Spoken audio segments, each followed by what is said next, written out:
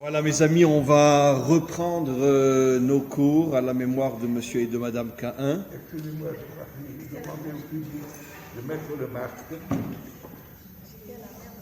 J'ai eu une alerte hier dans un bête-tête comme celui-ci. Je me suis trouvé avec deux messieurs que je connais bien. En sortant, j'ai appris qu'ils étaient contrôlés positifs pour la corona. J'ai eu la chance de pouvoir vérifier d'ici aujourd'hui, je ne le suis pas, mais j'insiste, mettez les masques, respectez les règles. Et moi aussi? Non, vous êtes loin, monsieur. D'accord. Mais dès que vous sortez... Je suis à 2 mètres. Vous Ah, aussi, dès que je vous aussi, vous devez mettre le mais masque. bien sûr, Ah, évidemment. Merci beaucoup, monsieur Salomon. Et donc, encore une fois, donc on reprend nos cours maintenant. Bien sûr, à nouveau, une petite interruption pendant les fêtes de Tishrei, Rosh Hashanah, Kippour, Sukkot. Mais disons qu'on est reparti maintenant pour une longue période, et autant qu'on peut, en espérant qu'il n'y aura pas de ces guerres, et qu'on puisse continuer à se voir et à pouvoir se renforcer tous ensemble. Voilà, on va commencer notre premier cours après 3 semaines d'arrêt. Et on va commencer par une question. Je ne sais pas si vous avez remarqué que le calendrier juif est différent de tous les calendriers du monde entier. Pourquoi? Parce que dans tous les calendriers, prenons le calendrier français, l'année commence le 1er janvier et se termine le 31 décembre. Ça veut dire que les 12 mois font partie de l'année. Pareil pour tous les pays du monde entier, y compris les Chinois, les Indiens, tout ce que vous voulez. Le calendrier commence et se termine la veille de Rosh Hashanah. Chez nous, c'est pas comme ça. Pourquoi? Puisque le premier mois de l'année est le mois de Nissan, et en plein milieu des 12 mois, on a Rosh Hashanah. On a, je ne sais pas si vous avez déjà remarqué, mais on a Rosh Hashanah après 6 mois. Ce serait d'ailleurs très intéressant, ça fait 6 mois avant Rosh Hashanah et 6 mois après Rosh Hashanah. Puisque Nissan, les mois commencent au mois de Nissan, on le sait tous. Nissan, Iyar, Sivan, Tammuz, Av, Elul. 6 mois après le premier Tishrei, Rosh Hashanah, le nouvel an. Et après, il y a nouveau 6 mois, Tishrei, Marcheshvan, Kislev, Tevet, Shvat et Adar. Ce qui veut dire qu'il y a 6 mois avant Rosh Hashanah et 6 mois après Rosh Hashanah. C'est pas normal. C'est très étonnant. On est le seul peuple au monde qui coupons les 12 mois, 6 mois d'un côté, 6 mois de l'autre, en plein milieu, Rosh Hashanah. Qu'est-ce qui se passe? Pourquoi?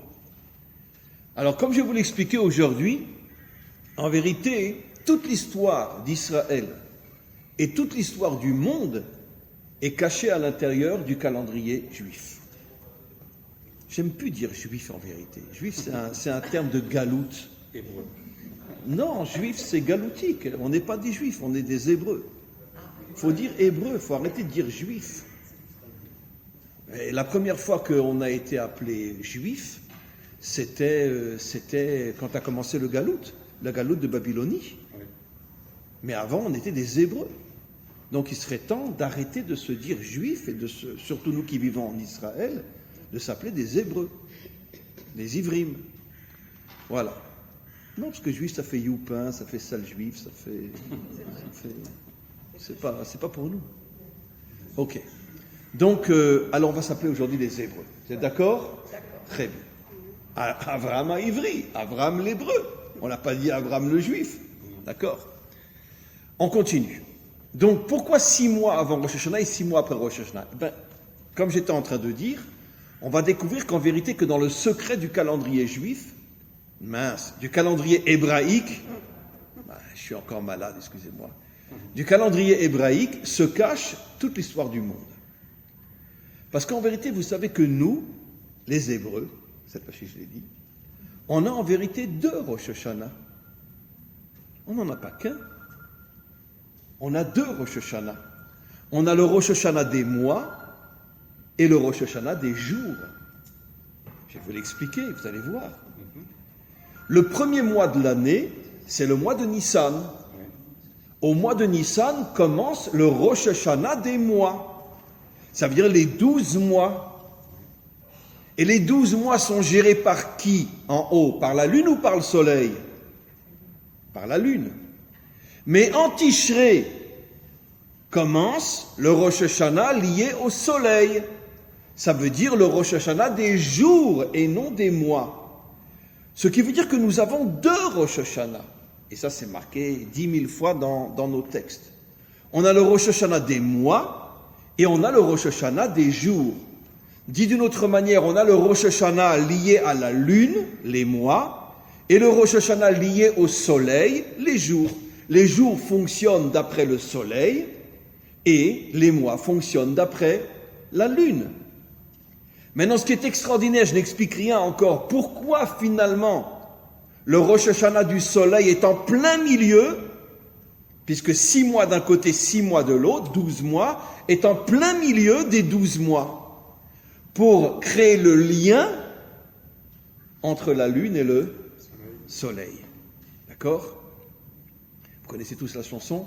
Le soleil a rendez-vous avec la lune, mais la lune n'y vient pas.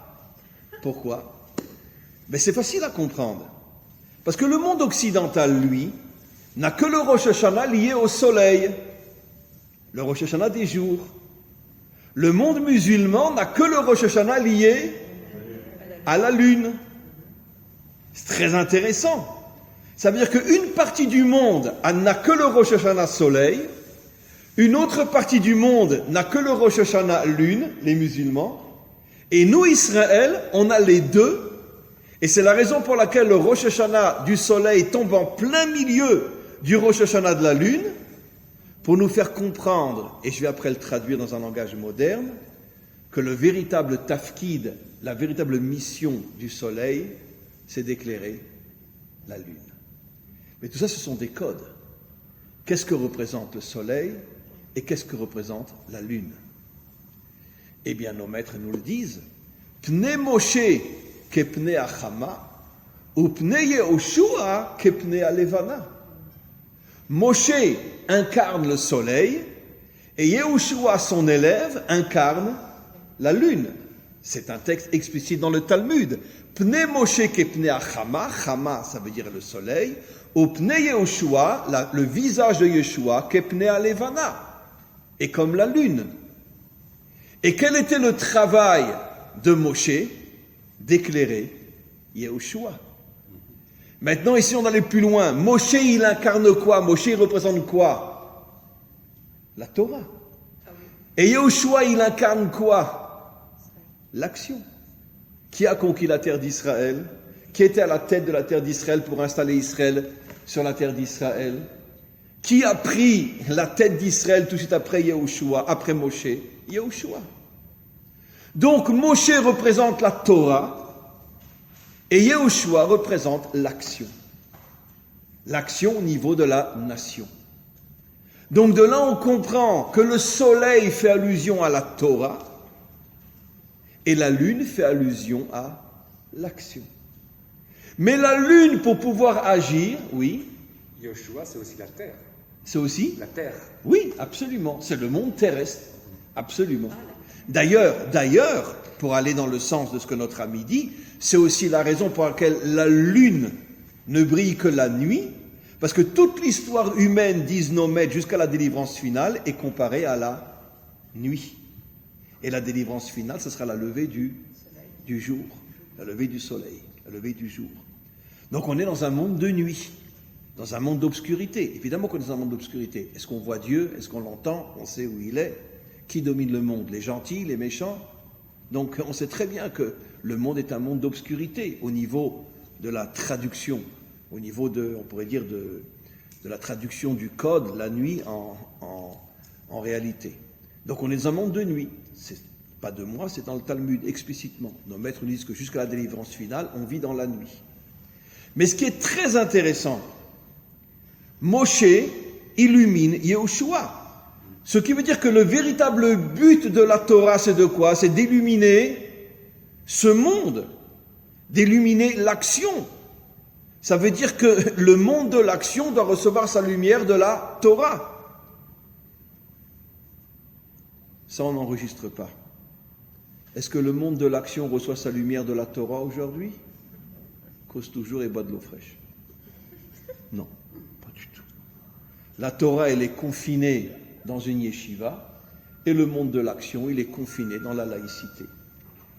Ce qui veut dire que finalement, le monde de l'action, depuis des millénaires, est complètement déconnecté du monde de la Torah. C'est pour ça que je dis toujours, avec toute la responsabilité qui engage ce que je dis, la Torah, à part, on peut les compter sur les 5 doigts de la main dans chaque génération, les Juifs qui ont encore la Torah, mais la Torah a complètement disparu et elle a été remplacée, comme dans tous les peuples et dans toutes les nations, par la religion juive, le clergé. En vérité, la Torah a disparu. Pourquoi? Parce que le but de la Torah, c'est d'illuminer le monde matériel.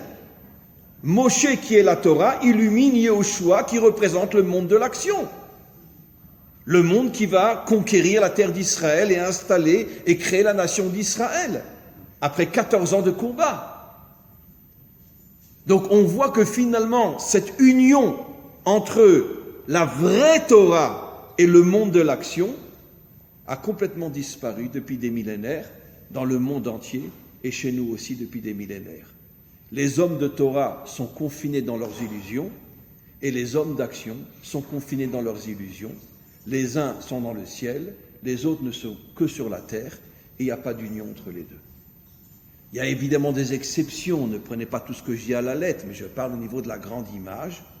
La Torah d'un côté, la laïcité de l'autre, ce qu'on appelle depuis la Révolution française la séparation entre l'Église et l'État, tout simplement. Et ça s'est répandu dans le monde entier. Et aujourd'hui, avec notre nouveau gouvernement, on s'attend à des choses catastrophiques au niveau de la séparation entre le monde de l'action et le monde de la Torah. Mais d'un autre côté, je ne vois pas ce qu'ils vont rajouter de plus, puisque de toute façon, dans les faits, le monde de la Torah est complètement déconnecté du monde de l'action. Donc de toute façon, même s'ils ouvrent le Shabbat, les magasins, les autobus, ça va changer quoi? De toute façon, les deux dimensions, le soleil et la lune, sont complètement séparés. C'est pour ça que Charles Trenet avait raison quand il chantait « Le soleil a rendez-vous avec la lune, mais la lune ne vient pas ». Pourquoi la lune ne vient pas? Vous allez comprendre, c'est extraordinaire. Il n'a pas dit « le soleil ne vient pas ». Il a dit « la lune ne vient pas ». Et je vais vous le prouver à quel point il avait raison. Parce que finalement, c'est la lune qui refuse de recevoir sa lumière du soleil, plus encore que le soleil refuse d'éclairer la lune. C'est surtout la lune, le monde de l'action, qui ne veut pas. Donc maintenant, on a compris quelque chose d'extraordinaire. Pourquoi le calendrier hébraïque, le Rosh Hashanah du soleil, tombe en plein milieu du Rosh Hashanah de la lune? Pour nous montrer qu'on doit unir la Torah, la vraie Torah, avec le monde de l'action. Et c'est ça le monde de la délivrance, l'union entre la lune et le soleil. C'est ce que nos maîtres nous disent. Bon, c'est une métaphore, ne le prenez pas à la lettre. Mais au moment de la délivrance, la lune et le soleil brilleront les deux ensemble 24 heures sur 24. C'est pas à prendre à la lettre. Je pense pas que la lune éclairera le jour et le soleil éclairera la nuit. Mais c'est une manière de nous faire comprendre qu'au moment de la délivrance, le monde de la Torah et le monde de l'action, ça veut dire la véritable connexion à Dieu et la véritable action seront l'une à côté de l'autre. Et c'est ça le secret du calendrier juif. Mais on est loin d'avoir fini. C'est très intéressant. Ce que je vais dire, encore une fois, ne le prenez pas à la lettre, je le dis de manière très schématique. D'accord? Avec toutes les nuances qu'il faut apporter. Commençons par le monde musulman. Eux, ils n'ont que la lune. Parce que les musulmans, la foi musulmane, c'est essentiellement une foi d'action. Ben oui. Je vous signale que dans tous les pays musulmans, qui sont les dirigeants? Les religieux. Et en Iran, c'est les imams partout. Il y a des exceptions en Syrie, etc. Mais quoi qu'il en soit, dans le monde, et Mahomet, c'était un religieux ou un guerrier? C'était un guerrier, un sacré guerrier. Il s'est battu avec son épée toute sa vie. C'est-à-dire que la foi musulmane est une foi d'action. On le voit jusqu'à aujourd'hui, d'une certaine manière, avec 1 million d'exceptions. Mais, grosso modo, c'est plus l'action. Dans le monde occidental, la religion est plus une religion céleste. C'est la preuve, c'est ce que les révolutionnaires français ont fait, la séparation entre l'Église et l'État, qui est, on pourrait dire, la source du monde moderne. Avec toutes les nuances qu'il faut apporter, selon qu'on soit catholique, évangélique, protestant, etc. Il y a des milliards de nuances, comme d'ailleurs chez nous. Chez nous aussi. Si on est un Dati Leumi ou un Chassid Gour ou un Breslev ou un Lubavitch, c'est des approches complètement différentes, soi-disant de la même Torah. Un Dati Leumi, il va à l'armée, il travaille, etc., même s'il est religieux. Un Chassid Gour, beaucoup moins, etc. Donc chez nous aussi, il y a toutes ces nuances-là. Mais au niveau de la grande image, on va dire que le christianisme est plus céleste, l'islam est plus terrestre, et finalement, une chose extraordinaire, vous savez ce que notre tradition nous dit, que la source biblique du monde occidental, c'est Esav. La source biblique du monde musulman, c'est Ishmaël. Et les deux sont de la famille d'Abraham. Ça veut dire qu'en vérité, Hachem, pardonne-moi de ce que je vais dire. Quel est le véritable responsable de la séparation du monde et de toutes les guerres et de toutes les disputes qu'il y a dans le monde? C'est nous les Juifs. Parce que nous n'avons pas été capables d'unir la lune et le soleil. Nous n'avons pas été capables. Et jusqu'à aujourd'hui, il n'y a pas d'union. Les laïcs d'un côté, les religieux de l'autre. Il n'y a pas d'union. Et c'est à cause du fait que nous avions reçu la mission d'unir le monde d'en haut et le monde d'en bas, et nous ne sommes pas arrivés à le faire. C'est la raison pour laquelle, j'oserais dire presque pour nous punir, Hachem a fait naître 2 civilisations au niveau de la grande image. Je ne rentre pas dans les détails, parce qu'il y a des millions on pourrait dire, d'hommes et chrétiens et musulmans qui se comportent différemment de ce que je dis. Et Dieu sait que j'en connais. Et à la fois dans le monde musulman et dans le monde chrétien, des gens qui n'ont rien à voir avec ce que je suis en train de dire. Je parle de la grande image. Au niveau de la grande image, Hachem a fait naître 2 civilisations qui, une va représenter le ciel et l'autre va représenter la terre. Et les deux, d'une certaine manière, avec toutes les nuances qu'il faut apporter, sont contre Israël. Comme pour dire à Israël, c'est vous les fautifs de ce qui se passe. Parce que vous n'avez pas été capables d'unir le ciel et la terre. Bien sûr. C'est quand même incroyable que Esav sort de Yaakov. C'est quand même incroyable que Ishmaël sort d'Abraham. Pourquoi? Mais qui ne comprend pas le message? Qu'on arrête de dire les antisémites, qu'on arrête de dire nos ennemis, comprenant d'abord que nous sommes les premiers responsables de tout ce qui nous arrive. Parce que nous n'avons jusqu'à aujourd'hui pas accompli notre mission d'unir le monde d'en haut avec le monde d'en bas. Et maintenant revenons sur la chanson de Trenet. C'est la lune qui vient pas. Eh bien, sachez que ça se voit dans le dernier mois du côté de la lune et du côté du soleil.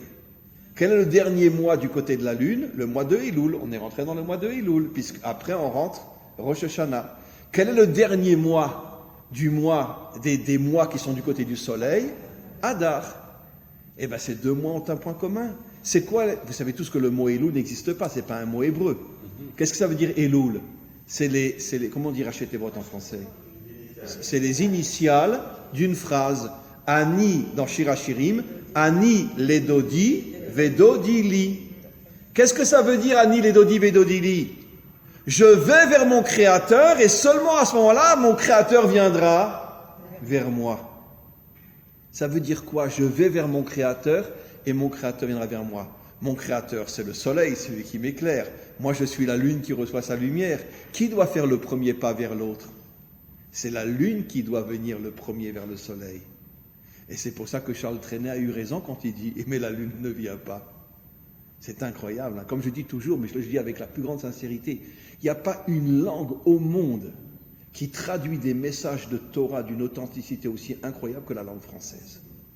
C'est incroyable. Je ne sais pas, un jour il faudra qu'on fasse vraiment une enquête d'où la langue française contient dans ses proverbes, dans ses messages, des messages de Torah à ce point authentiques. D'accord ? l'enfer est pavé de bonnes intentions. Mais c'est une phrase explicite dans le Talmud. Explicite.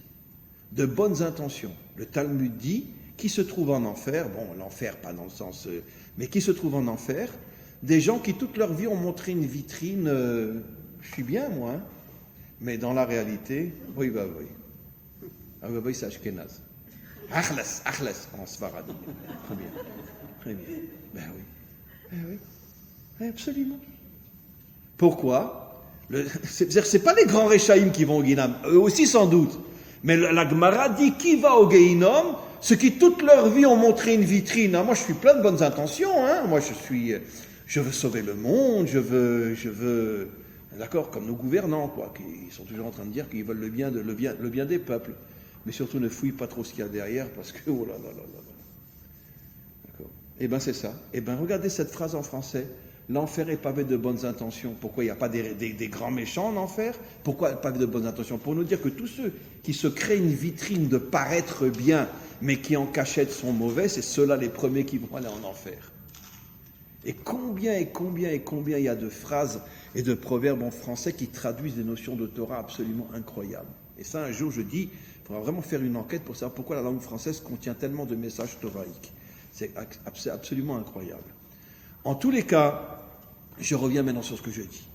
Donc le mois de Elul, dans lequel nous sommes rentrés depuis 2 jours, représente le message « Tu veux qu'Hachem s'occupe de toi, sois le premier à aller vers lui. » Toi, tu es la lune, tu es censé être dans le monde terrestre, alors fais un pas vers lui. Et quand il verra que tu fais un pas vers lui, à ce moment-là, lui aussi fera un pas vers toi. Mais croire que lui va te prendre en main sans que tu fasses rien pour venir et te rapprocher de lui, tu rêves complètement. Ça, c'est la définition de la véritable connexion à Dieu. C'est pas à lui d'être le premier à venir vers nous, c'est à nous d'être les premiers à aller vers lui. Et regardons le mois d'Adar. Le mois d'Adar, c'est exactement la concrétisation de ce que je viens de dire. Le mois d'Adar, c'est le combat entre Mordechai et Haman. Qui est le seul qui a eu le courage de se battre contre Haman? Mordechai. Où étaient les 119 maîtres de l'époque, puisqu'il y avait 120 grands à l'époque? Où étaient-ils? Mais excusez-moi, ma femme m'a appelé, je dois aller faire la vaisselle. Très bien. Où étaient-ils? Qui a eu le courage de venir affronter Haman? Qui a eu le courage de se mettre non seulement lui en danger, mais avouons-le, de mettre tout Israël en danger? Vous imaginez à l'époque de Hitler, quelqu'un qui aurait osé aller affronter Hitler? Même dans nos rêves, dans nos cauchemars, on ne peut pas imaginer une chose pareille. Personne ne l'a fait. Vous auriez imaginé à l'époque de Staline, quelqu'un osait affronter Staline? Il y en a un qui a eu le courage. Et il a été assassiné. Qui c'était? Trotsky. Trotsky. Vous savez comment il s'appelait Trotsky au départ? Bornstein. C'est un juif, Trotsky. Vous savez que j'ai étudié avec son petit-fils. Ouais, j'ai étudié à Bnei Brak avec son petit-fils. Et il s'appelait Bornstein. C'était à Bnei Brak. Alors, il vient s'asseoir à côté de moi. Il dit, est-ce que tu voudrais qu'on étudie ensemble? Je lui dis, pourquoi pas? Je venais d'arriver à la yeshiva. Je lui dis, comment tu t'appelles? Il dit, Bornstein. Mais mon origine, c'est Trotsky. Je lui dis, comment Trotsky? Quoi, tu es un descendant de Trotsky? Mais Trotsky, il était laïque, athée complètement.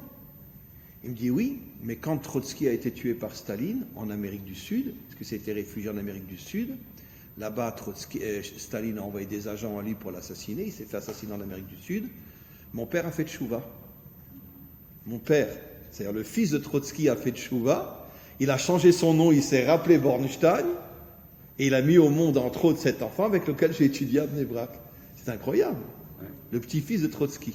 Alors que Trotsky était complètement laïque, c'était un communiste, un bolchevique. Mais il a osé s'opposer à Staline, ça lui a coûté la vie. Il a été assassiné après par Staline. Mais quoi qu'il en soit, il faut comprendre la grandeur de Mordechai. Parce que alors tu veux t'opposer à un méchant, mais pourquoi tu mets tout le peuple juif en danger? Et si ça n'avait pas réussi, si ça n'avait pas marché? Mais il savait qu'il allait réussir. Pourquoi? Parce qu'il connaissait le principe. Quand tu fais toi le premier pas et que tu es prêt à te mettre en danger, à ce moment-là, Hachem ne t'abandonne pas. Et il se dévoile à toi. Comme je dis toujours, et j'ai pas de preuve de ce que je dis, mais j'ai cette intuition au plus profond de mon ADN. Vous savez, grâce à qui, à part Herzl, mais grâce à qui on est revenu en 48 en Eretz Israël? Grâce à la révolte du ghetto de Varsovie. J'en ai aucun doute. Ils se sont tous sacrifiés, ils ont tous été massacrés, mais cette révolte-là, qui est pratiquement l'une des rares révoltes des Juifs pendant la Shoah, il y a eu des résistants, il y a eu etc. Mais une révolte entièrement juive, que des Juifs, qui se sont révoltés contre les nazis, qui en ont tué beaucoup, et qui après ont tous été attrapés, tous été assassinés. J'ai la conviction, mais alors à 10 milliards de pourcents, que c'est cette révolte-là qui a réveillé dans le ciel la volonté d'Hachem de ramener son peuple sur sa terre. Pas que, il y a eu d'autres, bien sûr, d'autres qui ont agi pour. Mais je pense que la dernière action qui a réveillé Hachem, c'est la révolte du ghetto de Varsovie. Parce qu'eux ont compris que tu ne peux pas attendre que Hachem te prenne en main. Il faut toi faire quelque chose. Et donc, Mordechai a risqué sa vie, le ghetto de Varsovie, et maintenant remontons plus loin. Puisqu'on vient de dire que la lune ne vient pas. Et c'est Elul, Ani, Ledodi, je vais vers mon Créateur et mon Créateur vient vers moi. Donc c'est à moi de faire le premier pas. Et j'ai donné des exemples de premiers pas qui d'une certaine manière me mettent en danger. Mais quelle est la première fois que Israël a fait le premier pas qui l'a mis complètement en danger? Et s'il n'y avait pas eu le miracle de Shabbat Agadol, tout Israël aurait été exterminé? Eh bien au moment de la sortie d'Égypte. Je vous signale que le sacrifice de l'agneau, mais c'était un acte de folie pure. C'est pour ça que combien ont refusé de le faire? 80% des Juifs ont dit à Moshe, mais t'es un taré, toi. Le 14 Nissan était le jour du culte de l'agneau en Égypte. Les Égyptiens adoraient l'agneau. Pourquoi ils adoraient l'agneau? Ben, comme nos dirigeants aujourd'hui devenaient des agneaux et ne bronchaient pas. Voilà, c'est ça le culte de l'agneau. Ça veut dire transformer les peuples en moutons. Très bien. Et donc il y avait le culte de l'agneau. Et ça tombait au mois de Nissan, le 14 Nissan. Le 14 Nissan, Moshe, enfin déjà 4 jours avant, le 10 Nissan, Hachem dit, vous achetez l'agneau, et quand on vous demandera quoi, vous allez vous aussi le sacrifier dans nos temples? Ah non, pas du tout, non. Nous on va faire un barbecue et on va le bouffer dans nos cours. Parce que votre agneau, on n'en a rien à faire. Quand les Égyptiens ont entendu ça, vous connaissez tous l'histoire. Pharaon a donné l'ordre à l'armée d'Israël, à l'armée égyptienne, d'accord. Le Shabbat, juste avant le jour du sacrifice de l'agneau, Shabbat Agadol, vous massacrez tous les Juifs. Ça devait être le premier génocide de l'histoire. Et qu'est-ce qui s'est passé? Finalement, il y a eu un miracle et ils n'ont pas attaqué Israël. Mais ça, Israël ne pouvait pas le savoir. Ils étaient tous persuadés qu'ils allaient tous y passer. Et finalement, grâce à une action, finalement, d'un courage inimaginable, et ben c'est comme ça qu'on est sorti d'Égypte. Donc, on a vaincu Haman grâce à l'action de Mordechai. Au mois d'Adar. Comment? Au mois d'Adar. Au mois d'Adar. Je dis, je n'ai aucune preuve, mais je le ressens très fort, que l'une des raisons essentielles qui a fait qu'on est revenu sur notre terre, c'est grâce à la révolte du ghetto de Varsovie.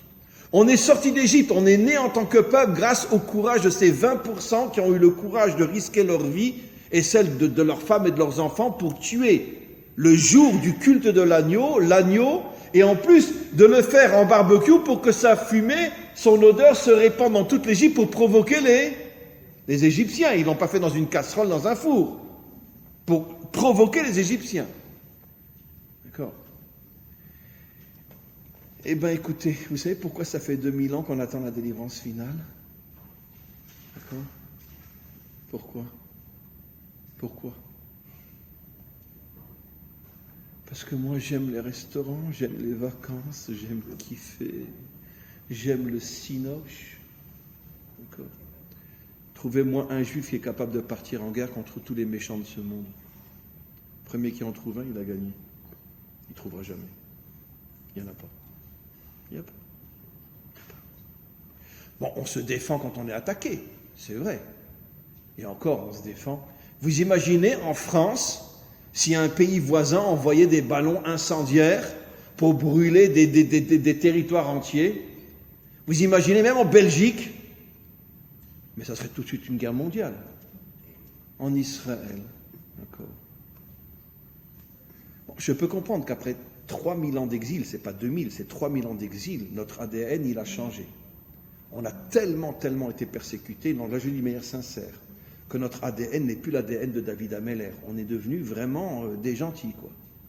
Des gentils, on baisse la tête, voilà, bon. Rentrez dans le train, on rentre dans le train, allez vous laver, on va se laver. Oh, c'est pas de l'eau qui sort, c'est des gaz. Bah, très bien. Bon, excusez-moi de parler comme ça, mais c'est un peu vrai. 3000 ans d'exil a changé notre ADN. On n'est plus le peuple qu'on était avant. On est devenu un peuple beaucoup plus faible même que les nations. Alors, dans certains domaines, la technologie, etc., peut-être, mais sur le plan humain, si un Français, il se faisait incendier ses champs, mais tout de suite, c'est 2 millions de Français dans les rues pour obliger le gouvernement à faire la guerre contre le pays voisin. Chez nous, personne ne riposte. Rien du tout. Donc on a quand même un problème qui est lié, je pense, à 3000 ans d'exil, qui a tellement de souffrances, ont agi sur notre, comment on dit, ofi en français, sur notre mentalité, sur notre caractère. Notre caractère est devenu un caractère, on a tellement souffert qu'on ne veut plus souffrir, donc on préfère, tant que c'est un champ qui brûle, c'est pas grave. D'accord? Mais regardez la dernière guerre avec Gaza. Finalement, on a réagi. Qu'est-ce qu'on a réagi? On n'a rien réagi du tout. Oui, bien sûr, on a réagi, mais imaginez les Français, comment qu'ils auraient réagi. Imaginez les Anglais, comment qu'ils auraient réagi. Surtout que c'est eux qui ont tiré les premiers. Et combien de missiles ils nous ont envoyés sur la tête? Des milliers. Des milliers qui sont tombés sur nos civils, alors que nous, on n'a attaqué que le Hamas. Où une armée au monde aurait accepté de faire une chose pareille? Donc ça veut dire qu'il y a eu un temps où il faut comprendre que l'ADN juif n'était pas ce qu'il est devenu aujourd'hui. On est devenu un peuple de caractère très... Alors bien sûr qu'il y a des exceptions. Bien sûr que chez nous, il y a des unités d'élite, etc., qui sont des gens inimaginables. Mais ça reste une petite minorité par rapport à l'armée française ou n'importe quelle armée dans le monde qui ne se laisserait pas faire si on lui envoyait des ballons incendiaires. Comment? La preuve, c'est qu'on a donné au législatif. Bien sûr. Ben, évidemment. Ben, bien sûr. Et vous allez voir que de toute façon, le monde va voter une loi comme quoi, contrairement à ce que Trump a fait, comme quoi le Golan n'est pas juif. Et ils sont en train de préparer cette loi-là. Biden l'a déjà dit clairement qu'il va détruire la loi que Trump a sortie. Et si ce gouvernement dure longtemps, si en plus il est réélu une autre fois, il y a 1 milliard de chances qu'on perde la Judée et la Samarie. Mais ça n'arrivera pas. Comment? Ça n'arrivera pas. Amen. Non, mais il a raison. Il a raison. Je suis d'accord avec lui. Moi, je parle à vision humaine. Je ne mêle pas Hachem là-dedans. C'est sûr que Hachem ne laissera pas faire. D'un autre côté, il a quand même laissé, il a quand même accepté qu'on perde le Gush Katif. Bon, les choses sont pas si simples que ça. Les choses sont pas si simples que ça. On va continuer, mes amis. J'ai une question. Oui. Pourquoi on dit les dernières pluies qui se passent à Nissan, au printemps? On parle des dernières pluies de l'arrière-saison. Et pourtant, c'est le début de l'année. Les premières pluies sont au Tishri. Oui, et elles se terminent plus ou moins à l'époque du mois de Nissan. C'est souvent arrivé en Israël qu'il pleuvait aussi, même pendant la fête de Pessah. Ça donne l'idée que l'année commence à Tishri. Absolument. L'année des jours au niveau du soleil. Oui, absolument. C'est vrai. Mais encore une fois, comme j'ai expliqué, même Nissan est appelé Rosh Hashanah. Oui, voilà. Et ce qu'on vient de comprendre de ce que j'ai expliqué, c'est que finalement, ce monde a été créé pour que l'homme soit le premier à agir, même se mettre en danger, comme tous les exemples que j'ai cités, pour pouvoir mériter la délivrance. Le danger des 20% d'Israël a amené la sortie d'Égypte. Le danger de Mordechai a amené la victoire contre Haman. le danger qui s'est terminé par une catastrophe de la révolte du ghetto de Varsovie, a sans doute amené le retour d'Israël sur sa terre. Et donc on voit que finalement, qu'un homme, pour pouvoir véritablement prouver à Hachem qu'il a confiance en lui, il doit aller jusqu'au bout. Jusqu'au bout, jusqu'à ce que Hachem l'aide. Maintenant, vous comprenez, mes amis, pourquoi, et j'ai encore beaucoup de choses à dire, pourquoi nos maîtres nous disent que la délivrance finale se fera par le mérite de Yitzhak, non d'Abraham et non de Yaakov. Au point que, comme je l'avais cité souvent dans certains cours, ici aussi, le Baal HaTurim, qui est un grand commentaire dans la Torah, dit que le Mashiach s'appellera Mashiach ben Yitzhak. Et tous les commentaires posent la question, pourquoi pas ben Yaakov? On est tous des Bnei Yaakov, les 12 tribus d'Israël. Ou pourquoi pas Bnei Avraham, Yitzhak et Yaakov, pourquoi ben Yitzhak? Et le Baal HaTurim répond, parce qu'il aura la gvoura, le courage de Yitzhak. C'était quoi le courage de Yitzhak? De donner sa vie pour Hachem. De donner sa vie pour Hachem. Ça veut dire Hachem lui a dit, tu veux ma vie, tu la prends. Et il est mort ou il a été sauvé? Il a été sauvé. Qu'est-ce qu'on comprend de là? Que quand un homme a la détermination totale de donner sa vie, avec la certitude que si Hachem veut l'aider, Hachem peut l'aider, eh bien il peut être sauvé. Et vous savez que c'est une phrase explicite dans le Talmud qui dit que même lorsque tu as le tranchant de l'épée sur ta gorge, ne te décourage pas que Dieu peut te sauver. En hébreu, Gam cherev munachat al tzavara shel Adam al yityaesh min Hashem. Ça veut dire qu'au dernier moment, tout peut changer. Tout peut changer au dernier moment. Vous savez qu'il y a une histoire authentique, mamash authentique, du Rav de Anvers pendant la Shoah. C'était encore bien avant les camps de concentration qui n'ont été créés qu'en 1942. À cette époque-là, on fusillait, de 1938 à 1942, on fusillait les Juifs. Et donc le Rav de Anvers, c'est une histoire qu'il a racontée après la guerre des dizaines de fois, il a été pris avec toute sa communauté, emmené dans une forêt et fusillé. Mais tout d'un coup, l'officier SS a eu une idée méchante. Il dit, je veux que le Rav voit qu'on fusille toute sa communauté et lui sera fusillé en dernier. Et donc, ils ont fusillé toute la communauté, et lui, il était attaché à un arbre, mais il regardait de ses propres yeux les femmes, les enfants, les bébés, tous fusillés. Et puis après, le SS, il a dit à sa troupe, allez, on rentre dans le camion. Il a laissé un SS sur place, il lui a dit, tu le fusilles. Eh bien, absolument incroyable, un SS, d'accord? Qu'est-ce qu'il a fait le Rav? Le Rav, il lui a dit, comme ça, droit dans les yeux, il lui a dit, tu sais, je n'ai pas peur de mourir. Parce qu'en vérité, tu me rends service, je vais être à côté d'Hachem. Comme ça, il lui a dit. Et le SS, pour ne pas qu'il se retrouve à côté d'Hachem, il a compris que c'était sincère, il dit, mais je te fusille pas. Et il est parti, il a rejoint le camion, et l'autre, il est resté dans la forêt attaché, il est arrivé à se détacher, il a rejoint un groupe de résistants, et après, il a comme ça survécu la guerre, et il est revenu comme Rav de Anvers après la guerre. C'est-à-dire que l'autre lui a dit, vous comprenez? C'est comme cette histoire, bon, les femmes, bouchez vos oreilles. C'est un homme, il avait une femme très, très, très méchante, d'accord? Et puis, un jour, elle va faire des courses, elle passe devant une synagogue, elle entend le Rav dire que tout homme qui a une femme méchante, d'accord?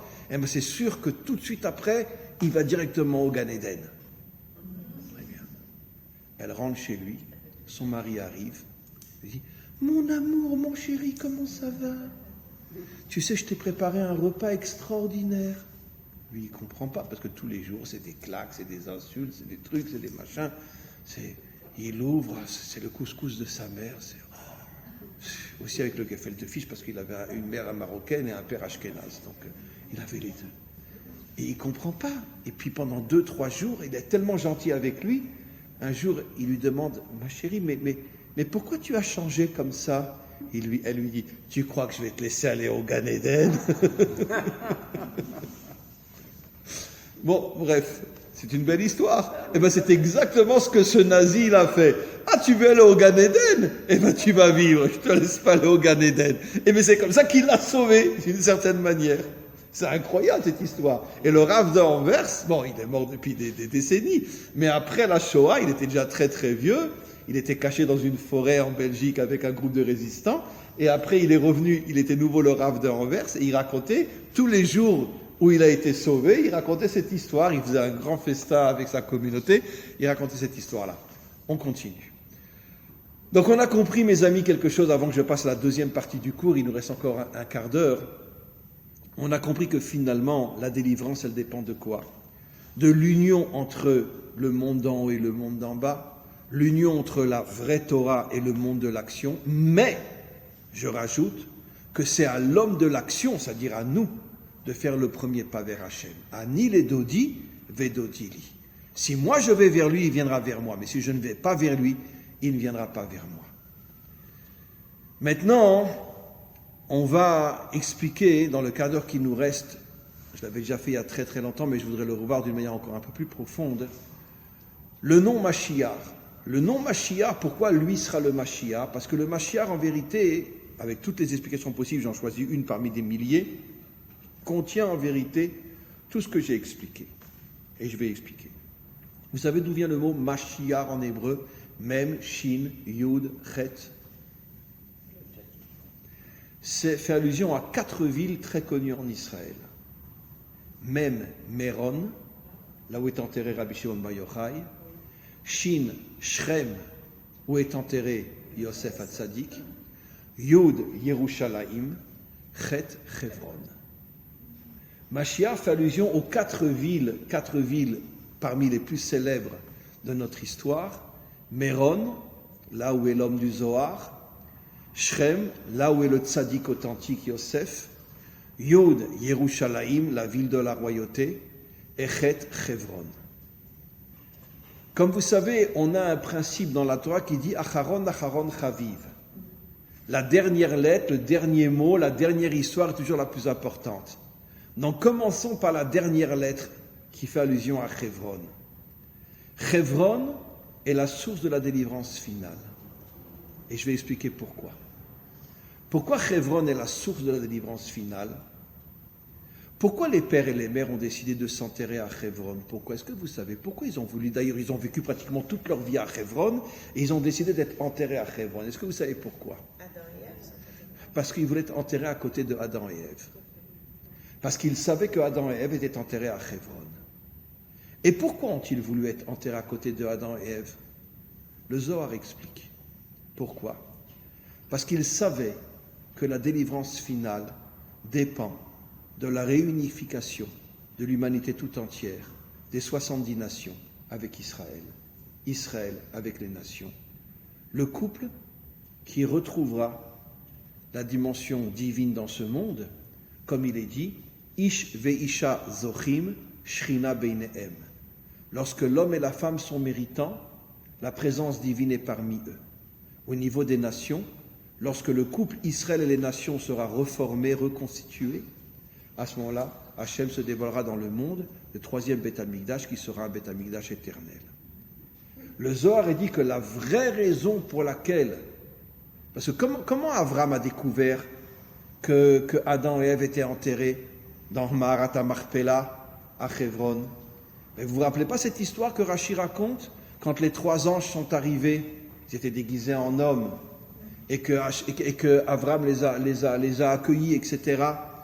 Et il a couru derrière une vache pour aller la chercher et la faire cuire, d'accord? Et donc la vache, elle est rentrée dans Maharat HaMachpelah. Et quand il est rentré dans Maharat HaMachpelah, bon, restons dans les codes, peu importe. Il a vu une lumière énorme dans cette grotte-là. Et il a fouillé, il est rentré, il a suivi la lumière, d'accord? Bon, je parle d'après les codes, hein, ne le prenez pas à la lettre, toute la Torah est codée, vous savez, mais je reste d'après les codes. Il a fouillé, il est rentré, et il a vu Eliezer, le serviteur, l'ami, le confident, le Rosh Yeshiva, c'est lui auquel Avram a confié toute sa Torah, était devant un endroit. Et Eliezer l'a arrêté.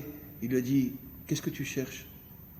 Il dit, écoute, Avram dit à Eliezer, écoute, j'ai vu, bon, je pensais au niveau des âmes, ça a dû se passer, pas au niveau physique.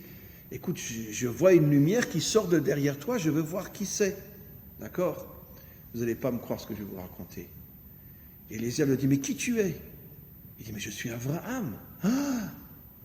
Quand Eliezer a compris que puisque Eliezer avait été le serviteur d'Abraham, quand Eliezer comment ça fait qu'il est redevenu après celui qui garde Adam et Ève, c'est aussi très intéressant, bon, je pourrais en parler pendant des millénaires. Mais en tous les cas, il lui dit, ah, tu es Abraham, alors je vais ouvrir un petit peu la porte pour que tu vois. Il ouvre la porte et il voit Abraham, ce sont des codes encore une fois, qui est allongé, sa tête sur les genoux de Sarah, d'accord, et Sarah lui caresse les cheveux, comme ça. Quand il voit ça, en vérité, quelle est l'allusion, le décodage? Le couple parfait. Ça veut dire qu'après 130 ans de séparation, ils sont arrivés à nouveau à reconstruire l'humanité, qui est en vérité la source de la reconstruction de l'humanité. Ça commence par le couple, comme on le sait. Et donc, il voit ça, il ressort, il va chez Sarah, et lui dit, mais est-ce que tu sais qu'à Hebron sont enterrés Adam et Ève? Donc nous aussi, on doit vivre là et on doit être enterrés à cet endroit-là. Pourquoi? Parce qu'Abraham savait que la délivrance finale dépend de la reconstruction d'une humanité une. Et maintenant, regardez, qu'est-ce que dit le verset? Bayom haou Hashem echad ushmo echad. En ce jour, Dieu sera un et son nom sera un. Prenez le mot echad. Aleph, Adam. Chet, Chava. Dalet, Dvekut. L'union entre Adam et Ève. Dalet, c'est qui? Dalet, Dvekut. Dvekut, ça veut dire ils sont unis. Ils sont collés l'un à l'autre. En vérité, ça veut dire collés l'un à l'autre. Echad signifie l'union entre Adam et Ève, qui est en vérité la source, la racine de l'union, de l'unité au niveau de toutes les nations. Puisque comme on le sait, quand Hachem, pour la première fois, bénit Abraham, il lui dit, j'ai déjà dit des milliers de fois, « Venivrechu becha kol mishpechot ha'adama » seront bénis par toi toutes les familles de la terre. Tous les commentaires posent la question, pourquoi il n'est pas dit « seront bénis par toi tous les peuples de la terre » ? Pourquoi toutes les familles de la terre ? Pour nous faire comprendre que la solidité d'un peuple dépend de la solidité de la famille. C'est pour ça que le monde occidental aujourd'hui fait tout pour détruire le couple et la famille, pour nous transformer en robots, en animaux, au service des grandes puissances. C'est pour ça qu'on doit tout faire pour comprendre que, en vérité, la seule et unique raison pour laquelle on est sur Terre, c'est réussir notre vie de famille. Tout le reste, c'est des détails. Je ne dis pas que ce n'est pas des détails qui ne sont pas importants, mais des détails. D'accord ? Comme le corps, c'est un détail par rapport à l'âme. Même si on a besoin du corps et si on fait beaucoup de choses avec le corps, et on fait peut-être encore plus avec le corps qu'avec l'âme, mais quoi qu'il en soit, l'essentiel, ce n'est pas le corps, c'est l'âme. Donc même si on passe plus de temps au travail que dans notre famille, sur le plan qualitatif, là où on doit investir le meilleur de nous-mêmes, c'est avec notre épouse, nos enfants et notre famille. Et tout le salut du monde dépend de ça. Parce que quand le couple réussit, le peuple réussit. Donc maintenant, on reprend.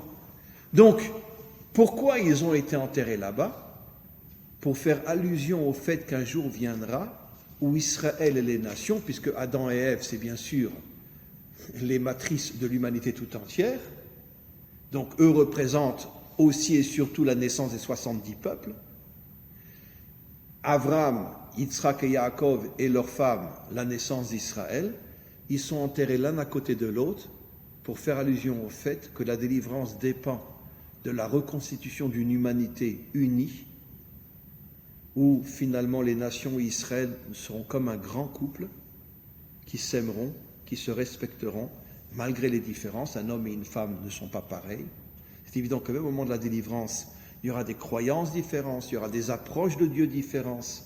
On ne sera pas tous uniformes, tous avec le même habit de soldat.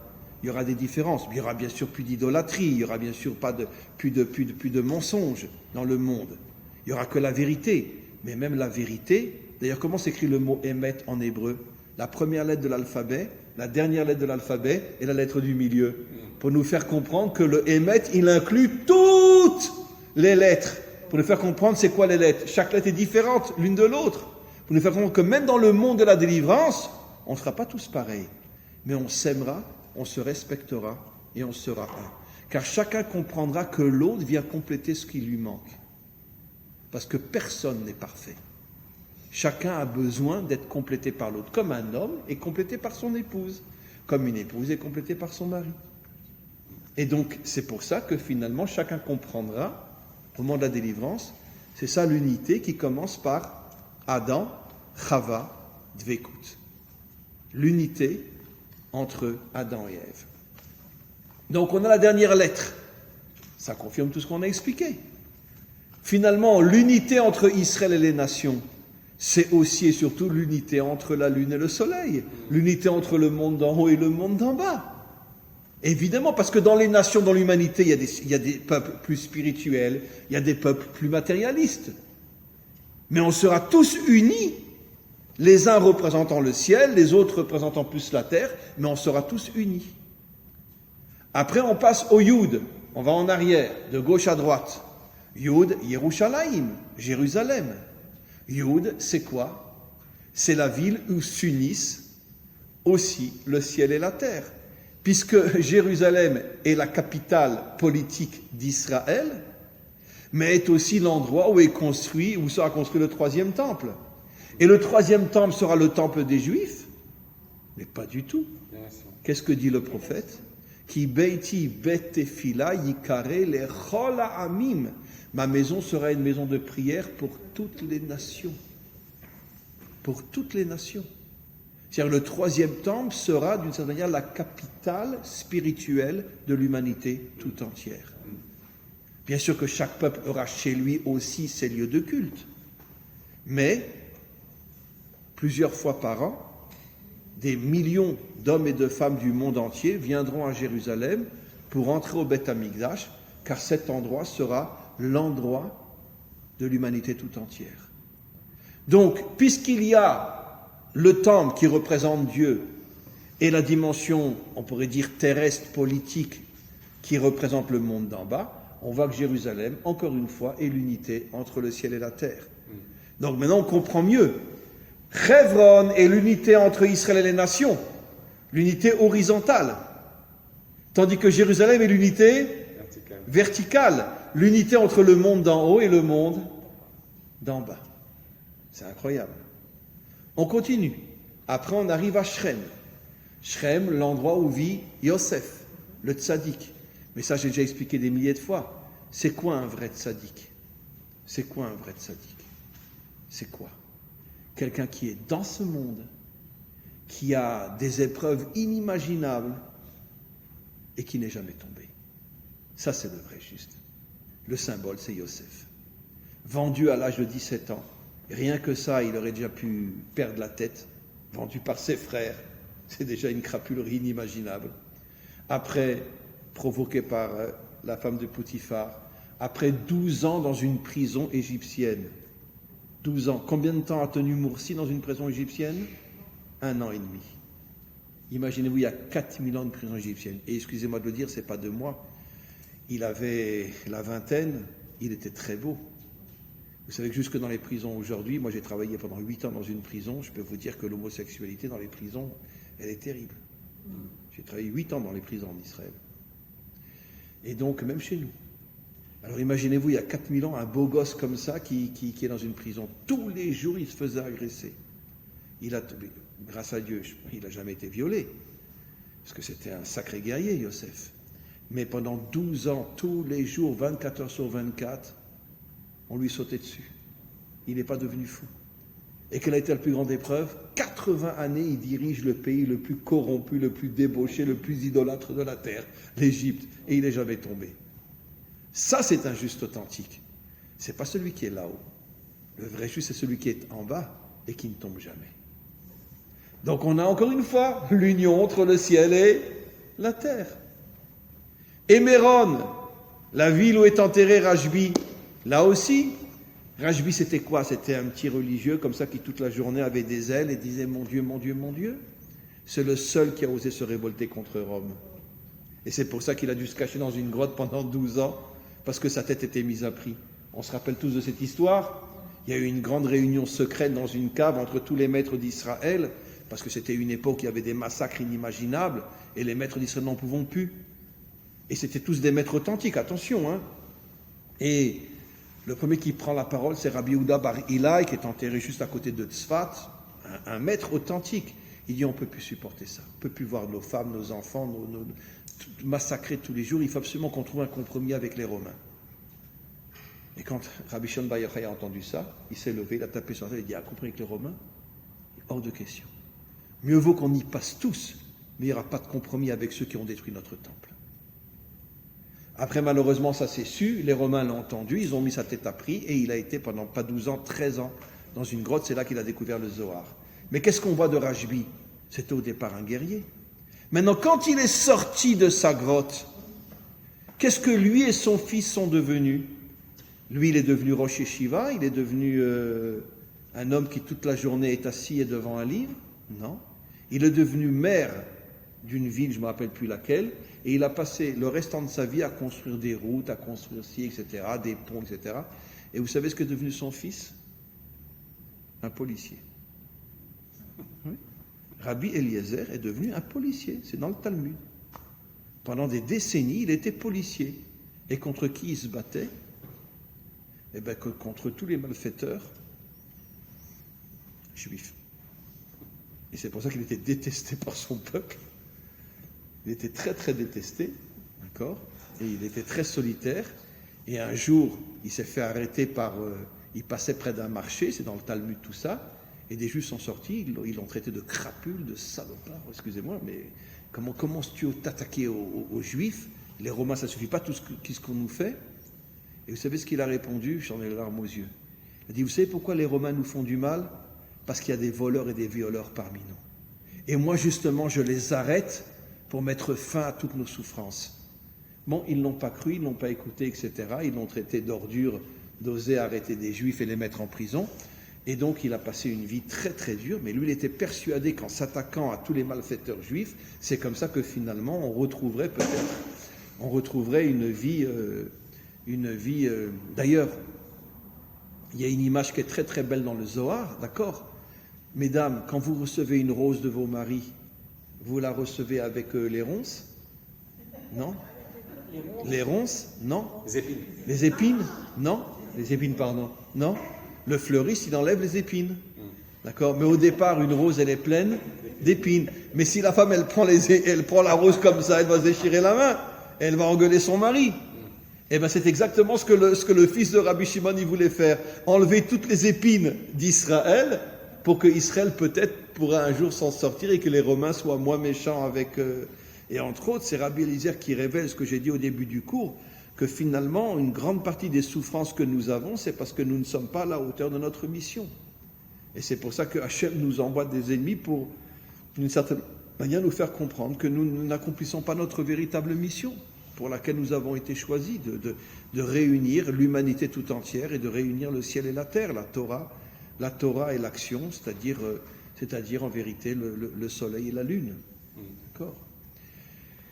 Voilà, donc on a une grande teshuva à faire, une très grande teshuva à faire, et il faut se prendre en main, et puis Be'ezrat Hashem, qu'on puisse être la génération qui voit la reconstruction de l'humanité tout entière, où on aura main dans la main, on fera une grande ronde autour de la terre, on aura dans sa main droite, on aura un musulman, dans sa main droite, dans sa main gauche, on aura un chrétien ou le contraire, et puis on aura un chinois, on aura un hindou, on aura un indien, toute l'humanité sera reconstruite, elle sera libérée de toutes les forces contraires qui nous salissent jusqu'à aujourd'hui, toutes les religions, toutes les idéologies seront purifiées, et il ne restera que le bien qu'il y a dans chaque peuple et dans chaque nation, et à ce moment-là, on redeviendra une humanité un véritable couple qui permettra à Hachem d'être au milieu de nous. Amen. Vechen Yeratzon.